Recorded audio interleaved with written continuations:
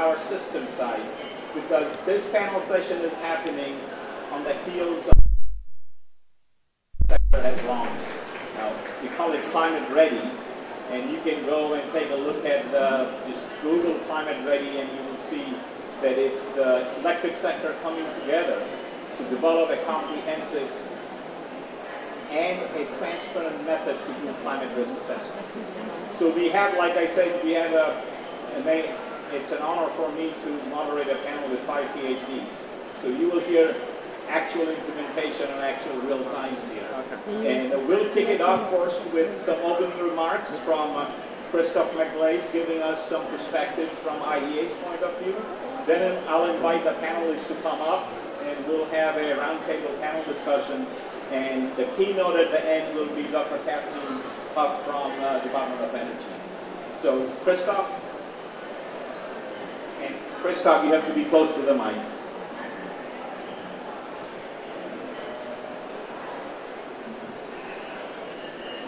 Thank you very much for the introduction there, Dr. Mansur. I'm really delighted to join this important event and this very timely discussion, because we are currently in the first ever global energy crisis. And this is really a stark reminder of the importance of energy security. Just last week, we released our annual flagship publication called the World Energy Outlook, the 2022 edition of this. And in this we ask two important central questions. First of all, is the current crisis going to be a help or a hindrance towards our efforts to address climate change? And secondly, what can governments do to ensure energy security during transition? And we looked at all of the announcements that governments have made in recent weeks and months. The US Inflation Reduction Act, the EU Repower EU strategy, Japan's green transformation, and also with great momentum behind clean energy investment in India and China. And what we found was that we put all of those together, we expect to turbocharge investment into clean energy. Over the 5 years since the Paris Agreement was signed, clean energy investment stayed around about $1 trillion every single year. There's a slight increase in 2021, up to $1.3 trillion. But if governments achieve and re-implement these policies that they have announced, this will boost this from $1.3 trillion to $2 trillion by 2030. And the biggest increases come from the power sector. The electricity sector is turning the corner. We're reaching a historic moment for the power sector. But 2022 has brought a number of ups and downs for the electricity sector. Globally, the growth continues to be that of renewables, and 2022 saw another record year for solar and wind installations. But it was a difficult year for nuclear power in Europe in particular, and also natural gas generation took a large hit as a result of high prices and energy security concerns. And this has led to an increase in coal-fired generation. And there's also been continued growth in Asian economies. But we expect that this temporary increase in 2022 will be just that, a temporary increase. We expect coal emissions and coal-fired generation to start to fall very, very shortly. Based just on these current policy settings, solar PV and wind are going to dominate increases in electricity generation going forwards. We expect that the combined generation outputs from the growth in nuclear power and renewables will mean that in 2030 more electricity comes from renewables and nuclear than from fossil fuels. And this means that we are close to peaking global emissions from the power sector. But that's not going to be enough. We need a near-term peak in emissions and a very, very rapid reduction in power sector emissions if we are to achieve our shared climate goals. And this brings us on to the second key question that we addressed. What can be done to boost energy security during this time? Because while achieving our net zero emission goals can bring a number of energy security benefits, That doesn't mean that there will be no new energy security risks in a net zero emissions world. And there are a number of different aspects to this. The increasing role of electricity in final consumption is going to put a premium on power system flexibility. The energy system transformation is also going to rely on a huge increase in critical minerals, things like copper, nickel, cobalt. All of these are elements that are crucial to reducing emissions from the power sector and from the way in which we consume energy. And today, the geographic concentration of these minerals, both in terms of production and processing, is incredibly high. It's higher, in fact, for many of these minerals than is the case for oil and natural gas today. And another emerging energy security risk is around the growing frequency and intensity of extreme weather events. This is going to require both existing and new infrastructure to have the ability to absorb and recover from adverse climate impacts.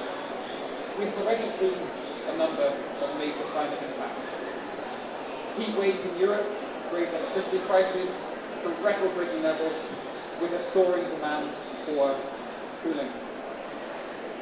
Hurricanes have destroyed electricity networks in the United States and in Cuba, and massive floods from record monsoon rains and glacial melt in Pakistan have damaged power stations and gas pipelines, as well as having an extremely adverse effect on the populations there.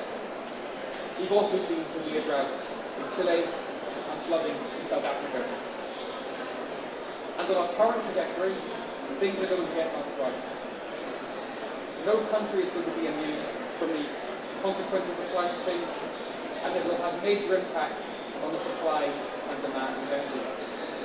For example, a warmer climate will reduce the efficiency of power plants.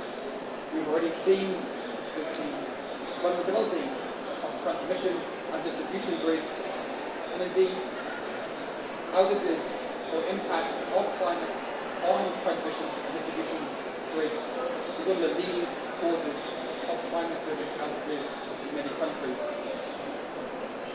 And again, as we see rising global temperatures, we're likely to see increased energy demand for cooling in Southern Europe, in Southeast Asia, and the Middle East. Air conditioner ownership is set to expand rapidly as a result. And despite indications of progress in adaptation, planning, and implementation, there are still gaps between current levels of adaptation and the levels needed to respond to the impacts. At the current rates of adaptation planning and implementation, this gap between where we are and where we need to be is only going to grow. And it's because of this growing gap in adaptation that we are releasing a new report in the second half of this week, which is called Climate Resilience for Energy Security. This report is going to look into these issues in much more detail, including the kinds of initiatives that energy stakeholders, whether that's policymakers, or companies, or financial actors, can consider to help boost climate resilience in their long-term planning and investment decisions. Despite the growing importance of climate resilience, adaptation, and resilience to climate change, these aspects have received much less attention than has been the case for mitigation. The world is entering a critical decade for delivering a more secure, sustainable, and affordable energy system, and a new energy security paradigm is going to be needed if we are to maintain reliability and affordability while reducing emissions. And it's going to be crucial that we consider climate resilience as we make these investment decisions. Thank you very much.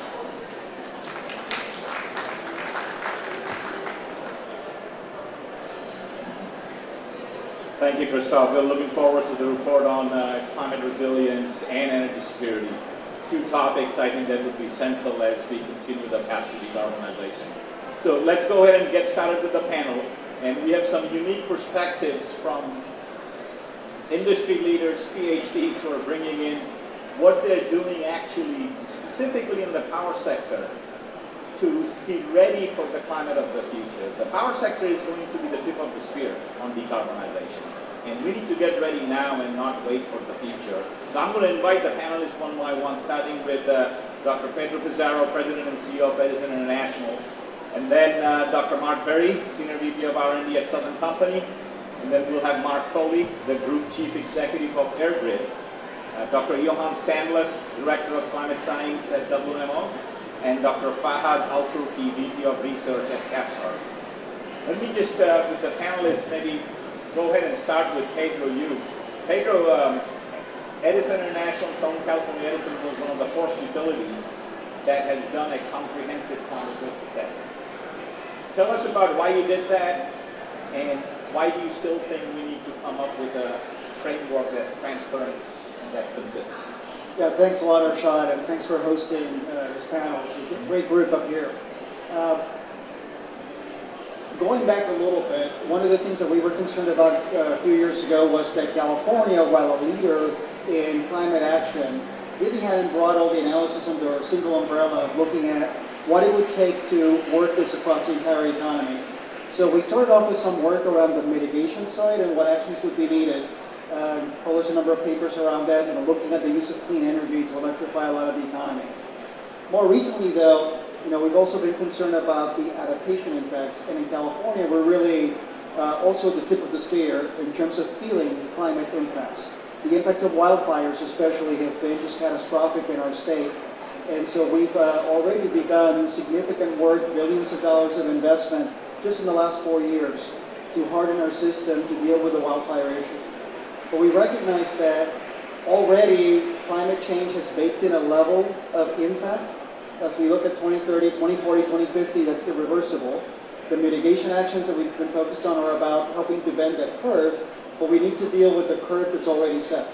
And so earlier this year, we published a white paper called Adapting for Tomorrow that looks at what we expect those impacts to be in 2050 across a number of climate-related items. Certainly wildfires, where we expect something like 20% more damage in 2050. Sea level rise. We see sea levels rising on average 2 to 3 feet by the time 2050 rolls around. Extreme heat, our hottest days today, the top 1% hottest days, will be 7 times more prevalent and at least as hot by 2050. I could go on with floods and droughts. And so that said to us that there's still a lot of work that needs to be done in terms of coming to grips with climate adaptation, not only by our sector, but really across the whole economy. And that's why we've been so pleased to be part of Climate Ready, Arshad, because I think that as an industry, within our sector, we need to make sure we have a common framework for how we think about the impacts of climate. Should we all be consistent in planning for 1 in 50 year, 1 in 100 year events? How do we think about that framework and the modeling? And then how do we adapt that at a regional level to figure out what's needed in terms of each of our home areas and how we deal with the impacts there? So that's the work that we think is ahead. Every Climate Ready will be a big part of that. But I'll close by saying that will be fantastic, it'll be necessary, it won't be sufficient. And we will need to partner with our communities, with local governments, with state, with federal agencies, because we need a massive investment across the economy, not just in our sector. Couldn't agree more, Pedro. And maybe Mark, you can provide Mark Berry. We've got a couple of Marks here. Mark, you represent Southern Company, and you're on the East Coast side, on the largest utility in the U.S. And you do also have a big generation. So you're looking at the grid impact, generation impact. Tell us more about what Southern Company is doing in thinking about the future and how you're ready for the climate of the future. Yeah, thank you, Arshad, and I want to say how honored I am to be on this distinguished panel, and hello to everyone here. At Southern Company, for us, everything starts with customers and communities. So we had the privilege of serving over 9 million customers in over 6 states, both in terms of providing electricity and natural gas. So it starts with our customers and making sure that we're able to service them. And what I am seeing, though, is that the bar for our customers is actually being raised at a time where we're going through this just transition. So as we change our fleets, as we build new transmission, as we look to the the future of our distribution system being from one-way power flow to two-way power flow, we have to think in terms of resilience. In terms of right now, we have to be ready for droughts, for extreme weather. We definitely want to keep that service going, but we know that at times there are going to be interruptions, and our customers want to be communicated with to say, hey, this is how long we think this outage is going to be. At Southern, though, we are looking toward the future and how, as our fleet transitions, how we're going to plan for that. So, for instance, when I came along in the company, we were 70% coal-fired. And right now, less than 20% of our energy comes from coal. But with coal, you have 45 to 90 days of fuel on the ground. And we're moving to more solar, we're moving to wind, we're moving to different resources that is going to change the way we service our customers. That might be a challenge, but it also is an opportunity. We're moving from a place where the energy is centrally located to now it's distributed. So we're closer to the customer. So that does provide some advantages. We're rethinking our planning process. How do we design for resilience at the beginning and not respond to things after stuff happens? So lots of moving parts, but I'm really excited for the future. And as we collaborate with many companies across the world, finding cost-effective solutions for our customers. Great. Thank you, Mark. And we'll go to the other Mark now. Mark, you bring an interesting perspective of an island power system where you're the grid operator, but you're not just the grid operator, you're responsible to bring in, 6 to 9 gigawatt of offshore wind by 2030, which is in sometimes more than the peak load in Ireland. So tell us about what weather variables keep you awake and what you're doing to be ready for the climate of 2040. Thank you very much, Arshad, and lovely to be on this panel. Ireland is a small country on the northwestern periphery of Europe, who we like to think much above our weight in the sense that we have all of the big multinationals in the United States, in the ICT, the pharmaceutical sector, etc. in our country, so we have a very sophisticated economy, and the resilience of the power system is something that Ireland has traded on very successfully for 50 years as we've built such a strong base of industry. Big challenge ahead of us is to get a power system that can handle 80% renewables on average by 2030. That's the challenge set by our minister as recently as 12 months ago. Last month we had 45%, which was a great achievement. We're probably the world leader in terms of handling renewables on a power system. At a point in time we can handle 75% at the moment. The journey to get to the holy grail of 100% has to be delivered in the next 5 to 6 years so that we can have an average of 80% over by 2030. So the big issue for us is getting new renewables onto the system, and we have a plan for 5 gigs of offshore wind and another 2 gigs of onshore wind and probably a gig or 2 of solar, building the grid, getting social acceptance. Thirdly, reconnecting to Europe. We've lost our connection to the European market through Brexit. We will shortly announce in the next number of weeks the contracting of the Celtic Interconnector, which will connect Ireland to France. So that's at the very, very final stages of financing and government approvals. And that will give us, once again, a connection into Europe, but critically gives us that interconnection which allows us to essentially export excess offshore wind. And the last dimension we've got to work on is those power system solutions that people like Arshad's team are working with us on, which is the control room of the future that can essentially operate a power system at 100% renewables. There's a journey ahead of technological solutions, of software engineering, of power system solutions on lines that all have to be joined up so that the operator and the controller can operate the system at that level. So I think Ireland is probably less impacted by climate events at this point in time. The bigger issue for us is to make sure we can produce green electricity by 2030. That's a challenging task, and that's the reason why countries last year in Glasgow set up goals, very ambitious goals. But those ambitious goals will be reached when we do things like what you're doing in Ireland. Let's move to another sector of the economy, from power system to the overall energy system. We have Dr. Fahad Al-Turki, VP of Research from APSER. give us your perspective on how this climate-ready system evolves to the overall energy system. Thank you, Arshad, and it's great to be here. I thank Aida for organizing this and I for putting this together. Probably I'm the only person in the panel who doesn't come from the industry.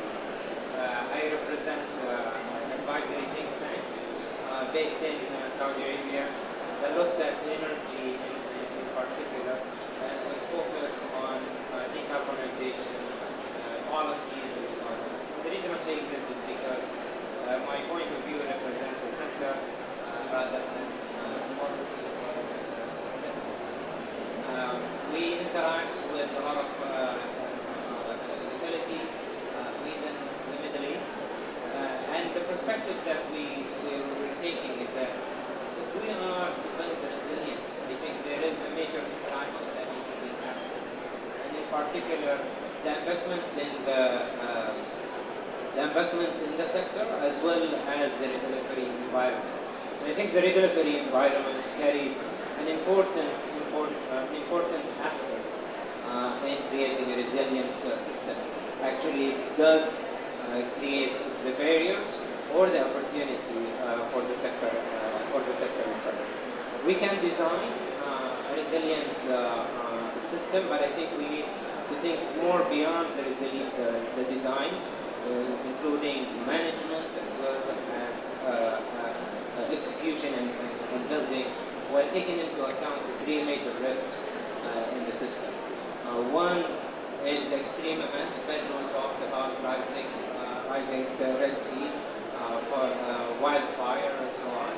And second is changing long-term impact on the assets, including, for example, rising temperature. I think we are realizing more and more as we attend the COP in Glasgow and here that there will be an increase in the temperature. So that will have a major impact on our investment decisions within the power sector. And third, changing demand pattern from either increasing in demand, increasing peak demand, or shifting on locations. And we've seen this in the development in certain areas of the Middle East. I think my point here is that regulation is at the heart. I think if we only look at the regulatory environment that supports investment in resilient systems, is at the heart. If we look only at risk assessments, cost-benefit analysis, I think that will detour us into an investment that may not create a resilient system in a changing environment or changing climate. If you look, for example, in Saudi Arabia, or many Middle Eastern countries, including the UAE, for example, we only assess business cost-benefit analysis and risk assessment. We think that these countries will continue to invest in hydrocarbons. But the fact of the matter, what we are seeing is that there is a massive investment in hydrogen, there's a massive investment in diversifying sources of energy.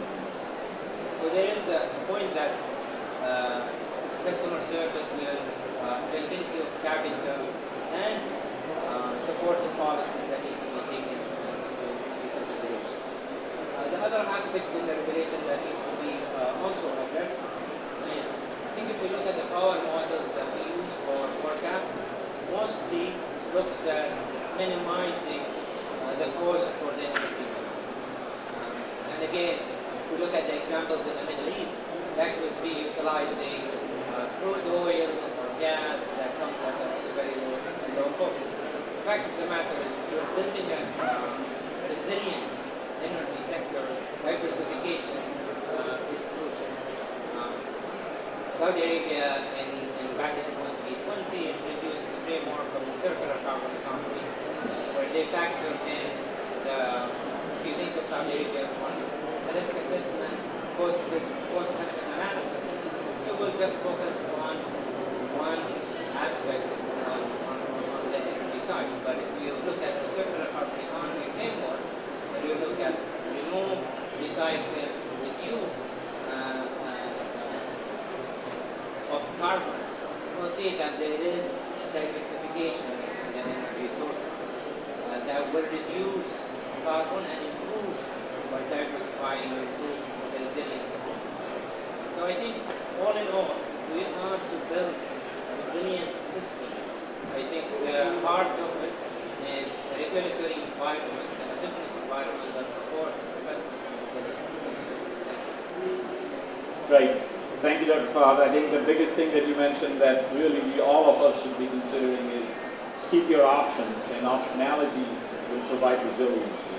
That's why we're looking at hydrogen from wind and solar, hydrogen from carbon capture and storage, hydrogen from nuclear, and I think that's a great opportunity to think about optionality as a way to increase resilience.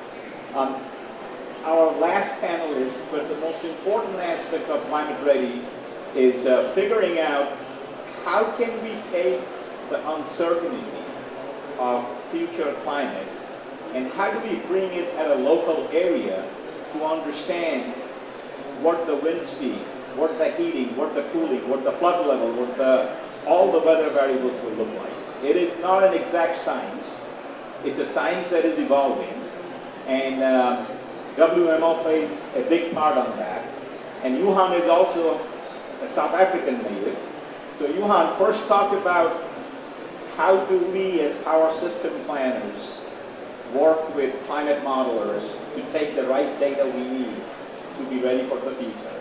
And also give us some perspective on energy system resilience from a South African point of view. And you need to have your mic closer to your mouth because as you can see I'm doing, that's what we have been told. Is this close enough? Excellent, thank you. Thank you, Chair, thank you, Panelist. What a great opportunity to be here and present the WMO. Just a small correction, I'm not the Director of Climate Science. That's actually not my forte. However, I'm the Director of the Services Department within the WMO. Climate is just one of them. The other one is disaster risk reduction and public service. The other one is aviation, marine, hydrology and cryosphere. So now you would understand how all of this interlinks at the end of the day when we talk about climate. The WMO and its member states, let me start with this, are the authoritative voice on weather, water and climate. Therefore, whatever we would like to do, the climate, what it was in the past, the information that we've got from our national meteorological and hydrological services, the climate, what it will be in the future, needs to be shared with the industry. They need to take that to say, okay, this is what happened in the past, this is how we've built our infrastructure, we've heard it earlier, this is how it's going to be in the future, the climate, with regards to wildfires, floods, sea level rise. We don't want to talk about it because what is the risk on our nuclear power stations? But we need to talk about it. We've heard that the sea, just for this year, the sea level has risen, I think, 4 millimeters already in 1 year. Now add a storm surge on top of that. What is the risk at your nuclear power station 5 years down the line from now? Now all of this, I think, can be integrated, and I think that's why it was so wonderful to hear the call of the UNS team, so that everybody must be protected in 5 years. And we requested the WMO to lead the action plan. Now that was now developed, taking all these scenarios into account. And going into the future, we've got to make sure that we plan according to all those things. We work with industry. We make sure that we do not duplicate what's already there. We spoke about South Africa, and for all our other developing countries and small island states, we've already got certain projects going on. Focus Africa is one, Climate Science another one, where we help them how to best get the resources for their own benefit going forward. From a South African point of view, the President of South Africa actually yesterday mentioned how much they require just to go into renewable energy, I think something like 8 billion. But he made the comment, it's not about the money, it's about the debt that goes with it. And for any developing country, that is a massive undertaking. So we've got to think outside the box how to help them. There's still a lot of people in Africa that rely on wood just for normal energy. And how are we going to do that? Well, what is the most cost-effective way to work with people just to provide them with basic electricity, for them to get around on a daily basis and get these warnings? We've also, this year, with the support of IATA, released our state of climate report based on energy. What is the energy requirements going forward? So we've done that.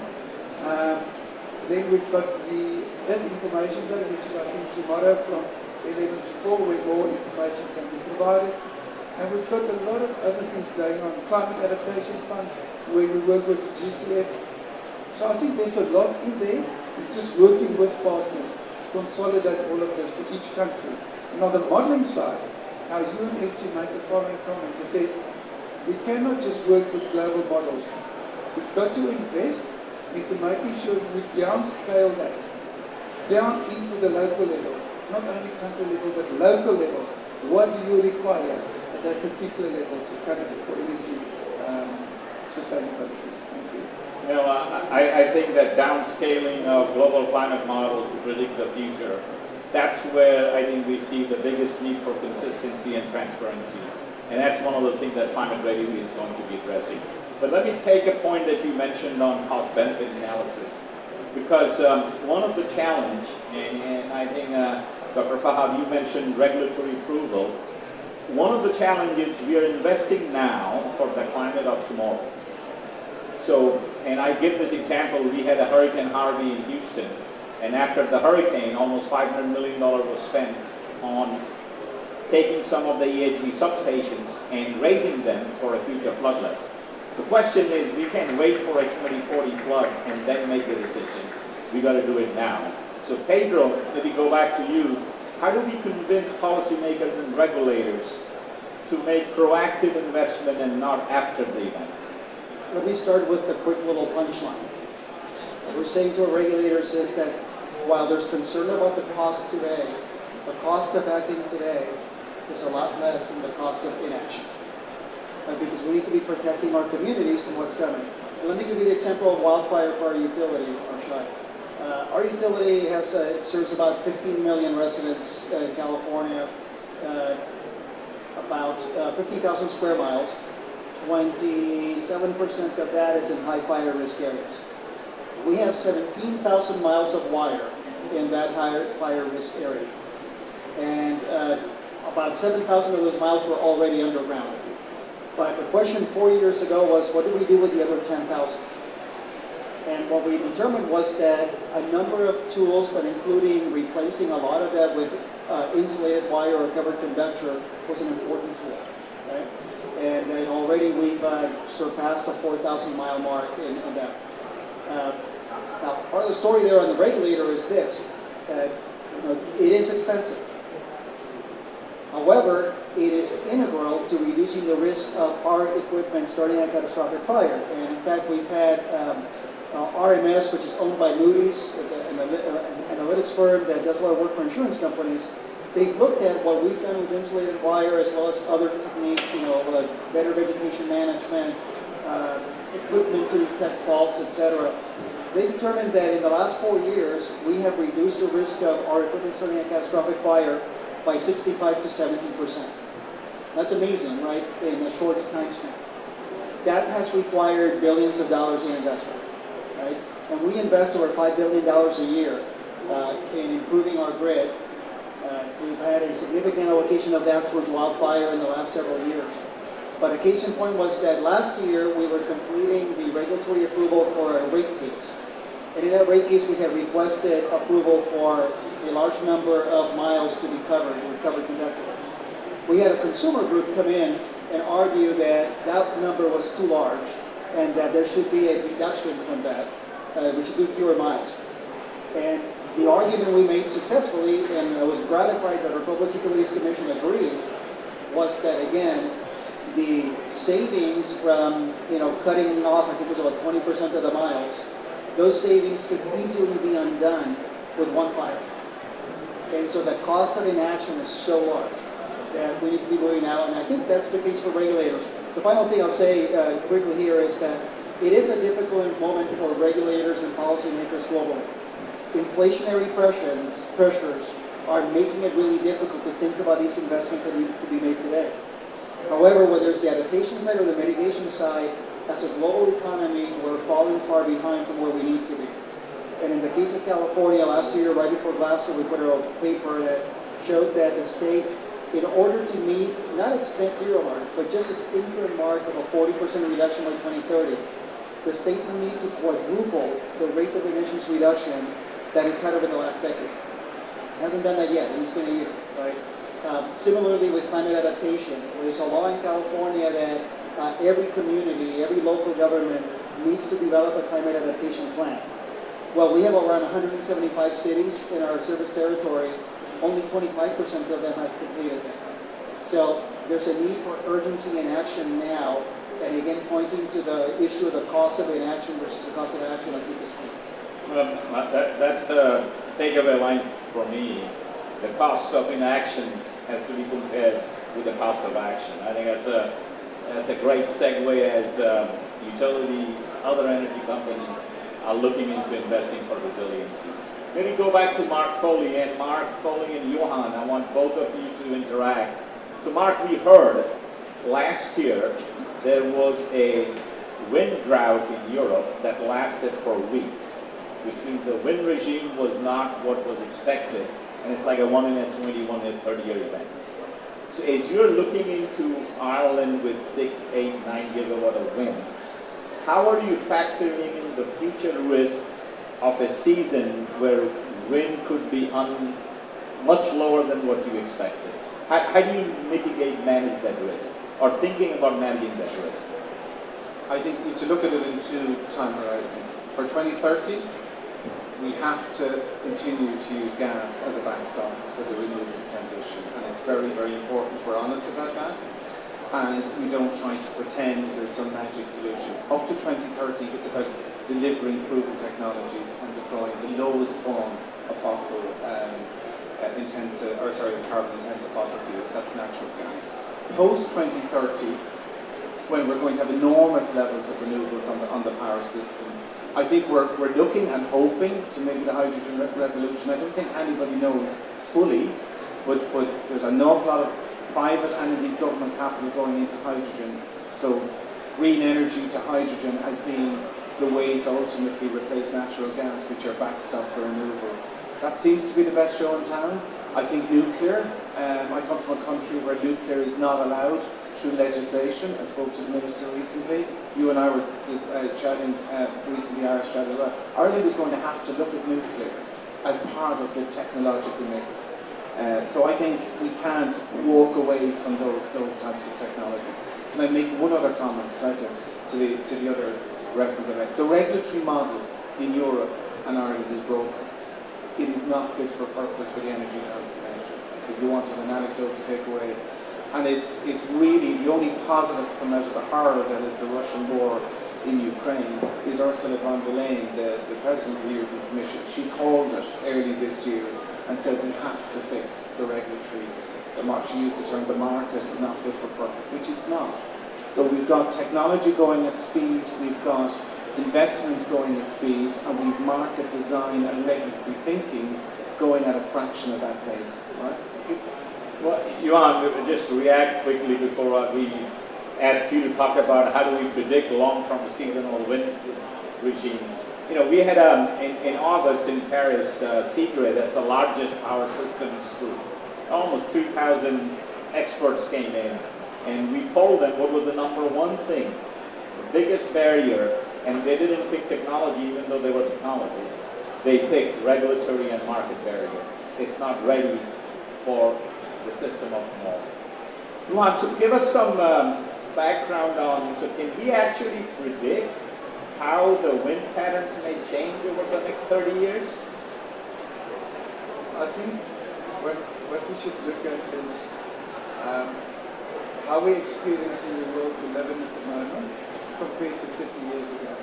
And I would like to draw that to the point that as climate has changed, our weather has changed. So we've got more severe weather activities, and then on the other side, we've got longer periods of heat waves, longer periods of no wind, while there's periods of stronger winds. So if you look at an average. People might say, but we had our average rainfall. Yes, we had your average rainfall, but it was all in one day. So is that sustainable for the future? You have your average wind speed in that area, but is it sustainable because over a short period? So I think this is where the climate modeling comes in on the downscale as well. We've got to really rely on that, we've got to invest in that, so that if those power companies would like to invest in wind energy in a certain area, or hydro energy in another area, what is the future? Will there still be water 30 years down the line? Will there still be sufficient wind in that area 40 years down the line? No, I think that's well said. And we got to go beyond power sector, look at the wind, and look at other areas. And Dr. Fahad, please. Yeah, I just want to add to what Mark and Johan mentioned, and to your question of how can we face the risk, and the point that regulatory environment in certain areas of the world are broken. And I think this is a symptom rather than an issue. I think what we're lacking is a better communication between different parties. Like we have to integrate the communication between the policymakers, the regulators, the scientific community, the think tanks, as well as NGOs. Not only within one region, but climate challenge is a global challenge, and we need that communication globally, especially in the between global north and global south. Global south voices, I'm afraid, that have been disregarded in many areas, especially on financing, on impact of building resilient system, impact on the economy, impact on security, which has now been realized in Europe with the geopolitical situation. So I think the symptoms is a broken regulatory environment, but the core is the lack of this communication platform, effective, I should say, because we know COP provides that platform, G20 provides that platform with its own engagement groups, be it the scientific engagement group or the think tank community or the business community. But where is the result of that? I don't see it still. Well, I think that's one of the things what we do is we at EPRI, the Climate Ready Initiative, we will provide the comprehensive, consistent, and transparent method to inform the regulators, to inform policymakers, and really help them to make that decision. Now, I forgot another thing when, Mark, you were mentioning about Ireland not allowing nuclear. I can give you one guidance. Invite Dr. Kathleen Hoff. She's one of the biggest advocate of nuclear for clean energy, and she will convince your government to change that. Let me go back to Mark Berry. Mark, you're in the Southern Company on the south side. Hurricane, I just looked at the news today. It looks like we've got another hurricane coming in Florida.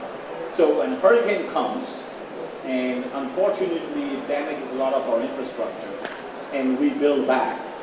So how do you see Climate Ready giving you the intelligence to, I'm going to use this phrase, build back better? So you're not building the same system for the next storm. Yeah, Arshad, this conversation has been very fascinating, and I think your brilliance around Climate Ready is showing here on this panel. So we talked about, Johan, you talked about kind of downscaling the data and making it usable.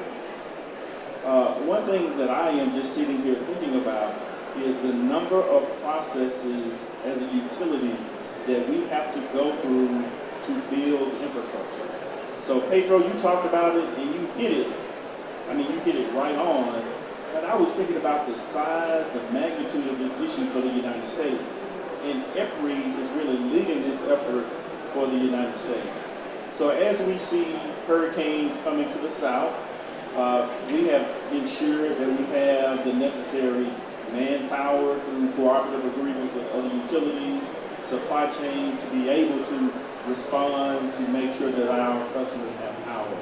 And then the day after, when we're restoring that power, your thought of how do we build back better?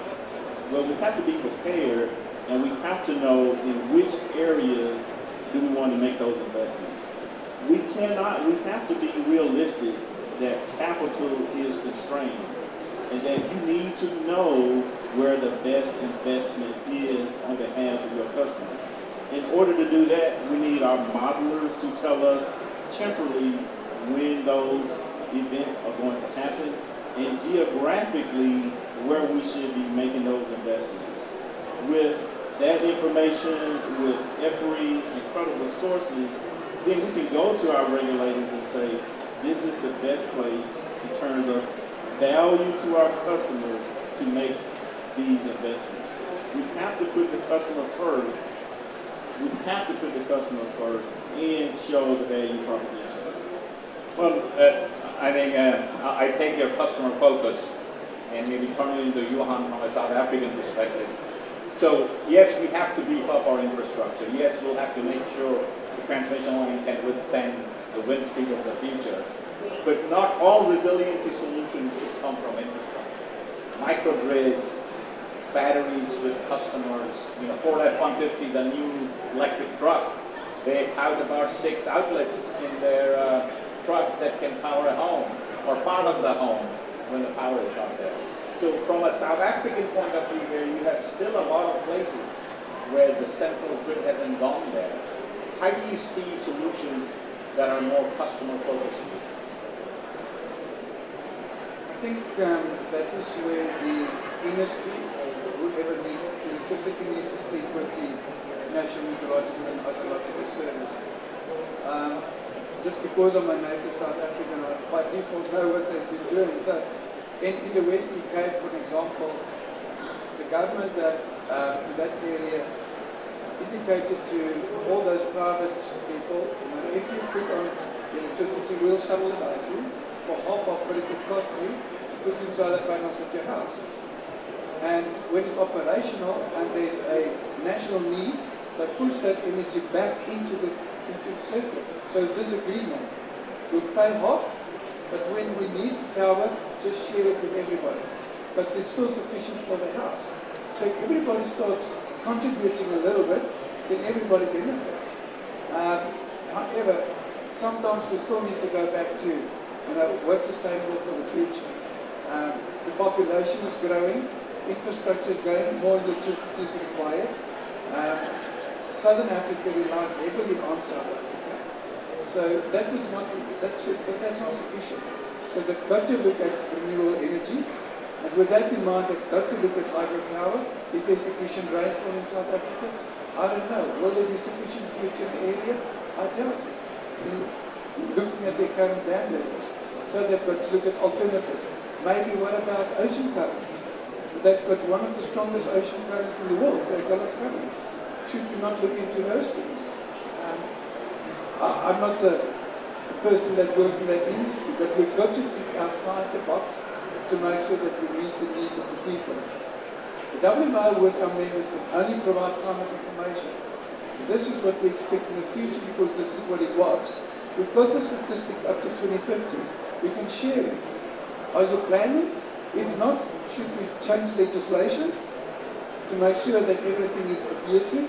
We'll only pass legislation with regards to electricity or when you want to invest into new, infrastructure around the coastal areas or floodplains. What is your setback lines? First go and have a look, make sure you've got the climate information before you come forward. Well, as I prime for Dr. Kathleen Huff to come here to talk about her passion on resilience, nuclear, how what the U.S. has done recently in terms of the policies that have been enacted is, I think, globally the largest infusion of support for a clean energy transition.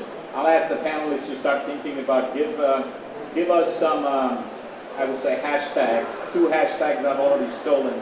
One from Pedro, which is you can't say cost of inaction is more than cost of action. We got that. And I think another hashtag that's coming from that side, a one line or a couple of words, is optionality provides resilience. And we got to think about optionality. So start thinking about what your one-liner would be before we bring in Dr. Kathleen Huff. And if you're thinking, just want to say that this Climate Ready is just started. And it's beyond the U.S. We have almost 4 Canadian utilities two in Europe. We are branching out to Asia because it's not just the utilities who are engaged. We have more than 30 stakeholders. NOAA is part of them. WMO is part of them. NERC, which is the Reliability Council, is part of them. We are reaching out to standards organization, IEEE, IEC, C-grade, because they will create the standard for the future power system. So it's important that it's a big tent effort. It's important that it brings in constituents outside the electric sector. And while we're talking about a climate-ready power system, the same frameworks, the same methodology goes to a climate-ready, pick your name of the system. And while we are working on our energy system, we also have to partner with local communities and cities. They all are looking at climate resiliency planning, and it all needs to be synced out. So with that, let me start with Johan. Johan, what is the hashtag that we take from you? I'm going to use the UNHCR's hashtag. Hashtag early warning systems for all. I'll tell you why. Because they're not only looking at the severe weather, it's also looking at the future. Because of climate prediction. It's part of it. Tsunamis are part of it. Sea level rise is part of it. It's all inclusive. That's why I'm going to use that hashtag. Well, Dr. Fahad, what's your hashtag? Yeah, I'm not familiar with the hashtag, but I think it's one line is to articulate policies that that address the climate risk that we face. That's a good one. Policies that are climate ready as well. Mark? Can I have two? Yes, sure. Hashtag regulatory model must be reformed. Regulatory model. And hashtag energy citizen must be part of the future. Say that again, second. The energy citizen must be part of the future or we won't succeed. Fantastic. Pedro, a new hashtag from you. An area we didn't explore, but that's just as important. Hashtag leave no one behind. Leave no one behind. Because, and that's a theme here at COP in terms of more developed versus less developed economies, but even in a developed economy like the United States, we have many disadvantaged communities. They are bearing the brunt of climate change impacts. We need to make sure that both mitigation and adaptation actions don't leave them behind. Mark, you get the last hashtag. You put the pressure on me, Arshad. I would say downscale to upscale. Downscale to upscale. That's a good one. Downscale to upscale. As we look at this information to utilities, how do we upscale our facilities to be more resilient? Well, I can't say enough. I think we could have gone another hour or two. But this is really the start of the journey. And the journey is we'll work together. We'll work together with the industry and with stakeholders. So, round of applause before as I'm bringing in Dr. Kathleen Huff, who's getting ready to go to Ireland, Mark, just waiting for when the government will be ready to receive her. And Dr. Kathleen Huff is the Assistant Secretary, Office of Nuclear Energy at USDOE.